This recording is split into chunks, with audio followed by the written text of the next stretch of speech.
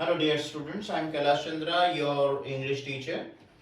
In last video we had understood the summary of letter to God. In this video we'll do some questions as well as we'll understand what is the theme of the chapter and what values have been given in this chapter.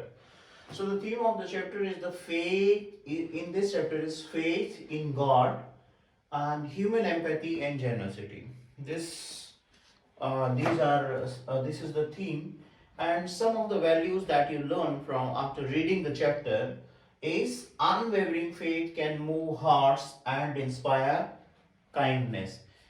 यानी भगवान में अगर आपका अटूट विश्वास है तो ये न केवल किसी के हार्ट को बदल सकती है बल्कि ये काइंडनेस को भी प्रेरणा देती है। दूसरा, टीचर्स एम्पैथी यानी आपको दूसरों से सहानुभूति, लगाव और ह्यूमन कॉम्प्लेक्सिटी जो ट्रस्ट विश्वास जो मनुष्य बनता है उसके बारे में बता रहा है चैप्टर। इस चैप्टर में आयरनी भी है जो बता रही है आपको किस तरह से एक अच्छी इंटेंशन, पॉजिटिव इंटेंशंस को मिसअंडरस्टूड किया जा सकता है। तो क्वेश्चन है, evaluate the significance of Lencho's comparison of big raindrop to the 10 cent pieces and a smaller one to 5 cent pieces. How does this metaphor enhance the understanding of his perspective on rain? तो हमें क्या evaluate करना है? Significance of Lencho's comparison. Lencho का जो comparison है rain drops को वो 10 सेंट पीसीस और 5 सेंट पीसीस बुलाता है। किस तरह से ये मेटाफर उसकी समझ को, रेन के ऊपर जो उसकी समझ है, ये हम किस तरह से उसकी समझ को बढ़ाता है या हमें दर्शाता है कि रेन का या बारिश का क्या महत्व है। तो जैसे हमसे क्वेश्चन पूछा गया एग्जैक्टली वैसे ही हम इसका आंसर देंगे। तो हमारा सब्जेक्ट हो गया लैंचो। तो Lencho's comparison of the big raindrops, यहां तक एक फ्रेज है, to 10 cent pieces and the smaller one to 5 cent pieces. Again a phrase. Now this brings out. What? Brings out his perspective on the rain as valuable resource. तो हम क्या समझे हम कि ये valuable resource के perspective को बताता है। यहां पर जो उसने क्वेश्चन में कहा था एग्जैक्टली हमने उसका आंसर वैसे ही दिया है। तो एग्जामिनर को चेक करते हुए आसानी हो जाती है कि जैसे क्वेश्चन, जिस फॉर्म में क्वेश्चन पूछा गया है वैसे हम आंसर दे रहे हैं।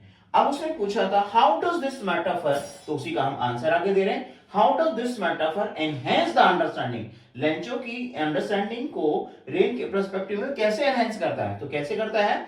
दिस मेटाफर एग्जाम्पलीफाइज, ये मेटाफर हमें एग्जाम्पल देता है how he views the rain, कि उसको रेन को देखने का पर्सपेक्टिव क्या है। नॉट जस्ट एज वाटर, वो रेन को सिर्फ पानी ही नहीं देख रहे हैं but also as capital. Rain water नहीं है ओनली, वो कैपिटल भी है एंड हिज लाइवलीहुड, और उसकी लाइवलीहुड भी है। That means the rain which is falling in the form of water in his fields and is going to give a good harvest. That rain water is going to give a good harvest. और इसीलिए उसने 10 Saint pieces को, पानी की बड़ी drops को 10 Saint pieces और छोटी ड्रॉप्स को 5 सेंट पीसेस बुलाया। तो ये मेटाफर कैसे है ये हमने बता दिया। अब ये क्या है? By comparing rain drops to money, क्योंकि उसने रेन ड्रॉप्स को मनी से कंपेयर किया। तो by comparing rain drops to money, Lencho highlights, what does Lencho highlights crucial role that rainfall plays, कि रेनफॉल कितना महत्वपूर्ण भूमिका निभाती है एग्रीकल्चरल सक्सेस में और उसकी इकोनॉमिक ग्रोथ में। तो ये हमारा आंसर। इस टाइप का क्वेश्चन एग्जाम में अगर पूछा जाता है, ज्यादातर कॉम्पिटेंसी बेस्ड क्वेश्चन पूछे जाते हैं, इसी तरह के क्वेश्चन पूछे जाते हैं। तो आप ध्यान रखें हमेशा कि आंसर जिस फॉर्म में आपसे पूछा गया है एग्जैक्टली उसी फॉर्म में आप आंसर करें।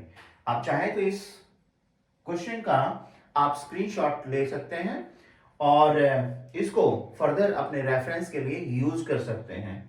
इसके आगे अभी एक और क्वेश्चन करते हैं। सेकंड क्वेश्चन कहता है justify the irony in the chapter a letter to God. देखो हमने जब चैप्टर शुरू किया था तो चैप्टर शुरू करने पर हमें पता चलता है कि लेंचो की फील्ड्स को रेन की जरूरत थी, और जैसे ही रेन आती है उसके साथ कूल ब्रीज भी आ जाती है, ओले गिर जाते हैं, फसल नष्ट हो जाती है पूरी तरह से। अब लेंचो को क्या जरूरत थी? लेंचो को जरूरत थी कि वो अपनी फील्ड्स को दोबारा बोले, या तो अपने किसी तरह से उसको कोई एड मिल जाए, हेल्प मिल जाए, ताकि वो अपनी फैमिली को भी सरवाइव करवा सके, एज वेल एज वो अपनी फील्ड्स को दोबारा तैयार कर सके फसल के लिए। लेकिन ऐसा नहीं हो सकता था, वो बहुत डिस्ट्रेस्ड था, और इस डिस्ट्रेशन में वो एक लेटर लिखता है गॉड को, क्योंकि उसने सुना हुआ था कि वो कोई भी अगर उसे हेल्प मिल सकती है तो गॉड से मिल सकती है। At last his eye sees everything. तो इन दैट व्यू वो इस लेटर को लिखता है, और हमने जब वो लेटर लिखता है और लेटर पोस्टमैन के पास पहुंचता है, इसको देख के वो हंसता है, पोस्ट मास्टर उसको दिखाता भी है, पोस्ट मास्टर को भी दिखाता है, पोस्ट मास्टर भी हंसता है लेटर को देख के, लेकिन वो फिर सीरियस हो जाता है, और उसके बाद वो उसकी हेल्प करने के लिए डिसाइड करता है, सबसे पैसे कलेक्ट करता है। वो केवल 70 पीसोस ही वो कलेक्ट कर पाता है, और फिर लेंचो को भेज देता है। लेकिन लेंचो ने क्या किया? लेंचो ने at the end of the chapter he called all the post office employees a bunch of root. So that is the irony. यही वो आयरनी है, और इसी पे एग्जामिनर बोर्ड में सीबीएसई अक्सर क्वेश्चन पूछ लेता है। तो क्वेश्चन ये है justify the irony in the chapter a letter to God. तो क्या था? जैसे क्वेश्चन उसने पूछा है, मैंने पहले भी बताया था जब हम इसके पहले वाला क्वेश्चन कर रहे थे, कि जैसे क्वेश्चन पूछा है हम एग्जैक्टली वैसे ही इसका आंसर देंगे। तो पॉइंट टू पॉइंट हम आंसर दे रहे हैं, टू द पॉइंट हमारा आंसर हो जाएगा, और ये 2 मार्क्स का क्वेश्चन है, तो हमें 2 मार्क्स अच्छे से जो है ना एग्जामिनर को देने पड़ेंगे, वो फोर्स हो जाएगा देने के लिए, क्योंकि आंसर टू द पॉइंट है। बहुत ज्यादा हमने स्पेस नहीं लिया है, बहुत ज्यादा इसमें हमारा टाइम भी नहीं लगना चाहिए, क्योंकि एग्जाम में आपके पास 3 आवर्स है बस। तो क्या कहते हैं? In the chapter a letter to God the irony lies in the fact that the protagonist, who is the protagonist? Lencho writes, again simple present tense we are using here, present tense, simple present tense, writes a letter to God asking for money to help him। तो उसने पैसा मांगा भगवान से कि वो उसकी help करे, रिकवर, किस लिए हेल्प करे? Recover from a devastating hailstorm. जो हेलस्टॉर्म आया था जिसकी वजह से उसकी फसल नष्ट हो गई थी, उससे रिकवर करने में हेल्प करे। When Lencho later receives assistance from the postmaster, after who had helped? Lencho, postmaster and his employees.